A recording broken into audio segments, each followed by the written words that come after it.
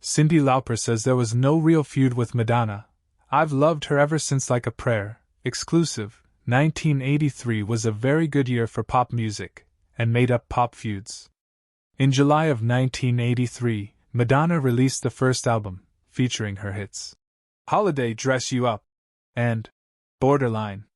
A few months later, in October, Cyndi Lauper released her debut album, She's So Unusual, which included iconic cuts like Girls Just Want to Have Fun, She-Bop, and Time After Time.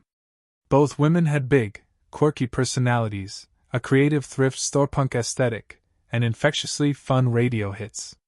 So Lauper, now 71, says it was no surprise to her that the industry tried to pit them women against each other and make it seem like they were enemies.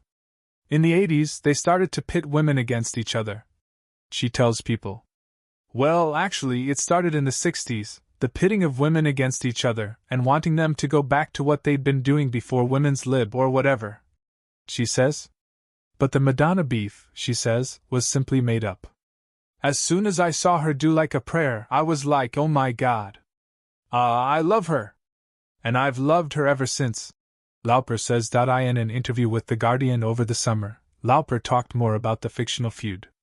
As if you could only have one woman who is successful. What the hell is that about? She said. That woman's, Madonna, 66, been entertaining us for years. She's made great pop songs. I want to be competitive, but not pitted against another woman.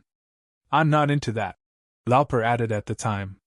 The Grammy winner is currently gearing up to kick off her Girls Just Wanna Have Fun farewell tour and opened up to People in this week's issue about things she'd learned throughout her 42 years in the music business. She notes that despite looking like a wild child, she wasn't actually wild at all, and hardly drank. I don't drink, I don't smoke. It's very boring, she says. But because I was a singer, I had to watch out for my voice. She says she never had a need for drugs or escapism. When you're singing, if it's all working out, that takes you to another planet anyway.